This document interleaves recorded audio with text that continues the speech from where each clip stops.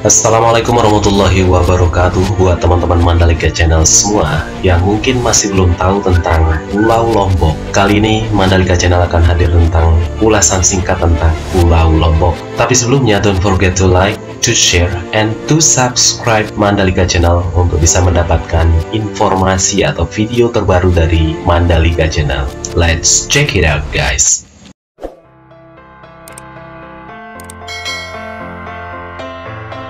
Pulau Lombok yang jumlah penduduknya pada tahun 2001 itu sebanyak 2.722.123 jiwa adalah sebuah pulau di Kepulauan Sunda Kecil atau Nusa Tenggara yang terpisahkan oleh Selat Lombok dari Bali di sebelah barat dan Selat Alas di sebelah timur dari Sumbawa. Pulau ini kurang lebih berbentuk bulat dengan semacam ekor di sisi barat daya yang panjangnya kurang lebih 70 km.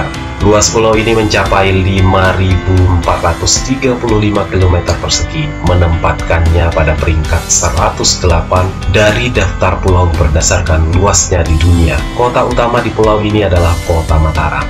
Nah, Lombok termasuk Provinsi Nusa Tenggara Barat dan pulau ini sendiri dibagi menjadi 4 kabupaten dan 1 kota. Pertama, yaitu Kota Mataram, kedua, Kabupaten Lombok Barat, ketiga, Kabupaten Lombok Tengah, yang keempat, Kabupaten Lombok Timur, kemudian yang terakhir, yang kelima adalah Kabupaten Lombok Utara. Dari sisi geografisnya, Selat Lombok menandai batas flora dan fauna Asia. Mulai dari Pulau Lombok ke arah timur, flora dan fauna lebih menunjukkan kemiripan dengan flora dan fauna yang dijumpai di Australia daripada Asia. Ilmuwan yang pertama kali menyatakan hal ini adalah Alfred Russel Wallace, seorang Inggris pada abad ke-19.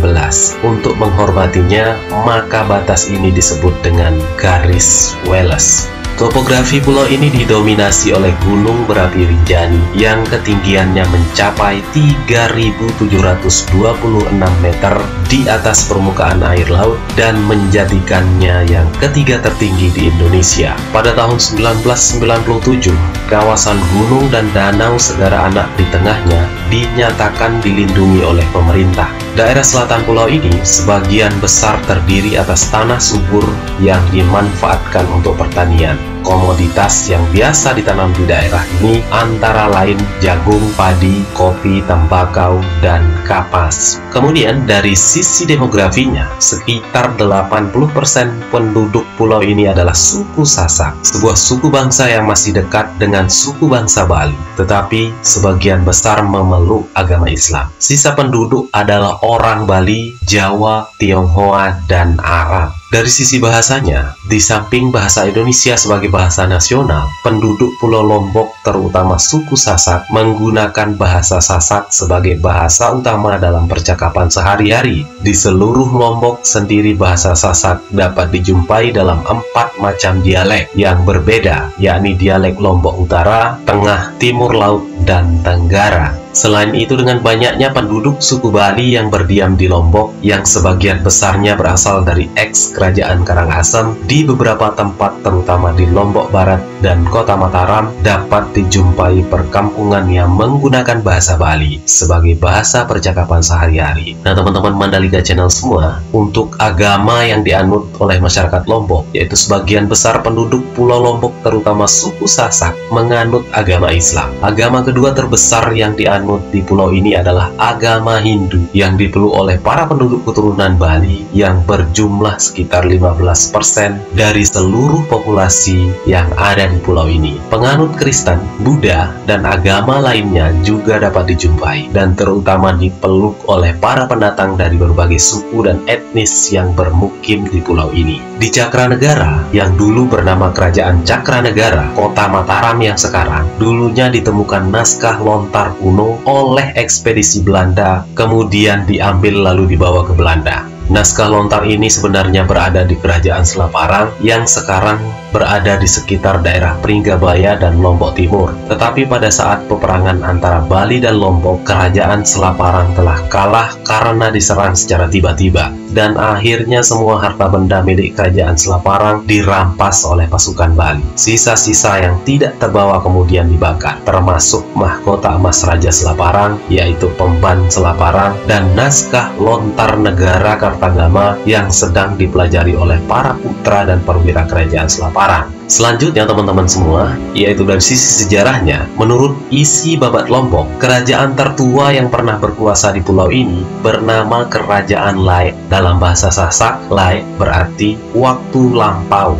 Tetapi sumber lain, yakni Babat Suwung, menyatakan bahwa kerajaan tertua yang ada di Lombok adalah Kerajaan Suwung, yang dibangun dan dipimpin oleh Raja Betara Indra. Kerajaan Suwung kemudian surut dan digantikan oleh Kerajaan Lombok. Pada abad ke-9 hingga abad ke-11, berdiri Kerajaan Sasak yang kemudian dikalahkan oleh salah satu kerajaan yang berasal dari Bali pada masa itu. Beberapa kerajaan lain yang pernah berdiri di Pulau Lombok antara lain Pejanggi, Langku, Bayan, Sokong, Semarkaton, dan Selaparang. Kerajaan Selaparang sendiri muncul pada dua periode, yakni pada abad ke-13 dan abad ke-16. Kerajaan Selaparang pertama adalah kerajaan Hindu dan kekuasaannya berakhir dengan kedatangan ekspedisi kerajaan Majapahit pada tahun 1357. Kerajaan Selaparang kedua adalah kerajaan Islam dan kekuasaannya berakhir pada tahun 1744 setelah ditaklukkan oleh gabungan pasukan kerajaan Karangasem dari Bali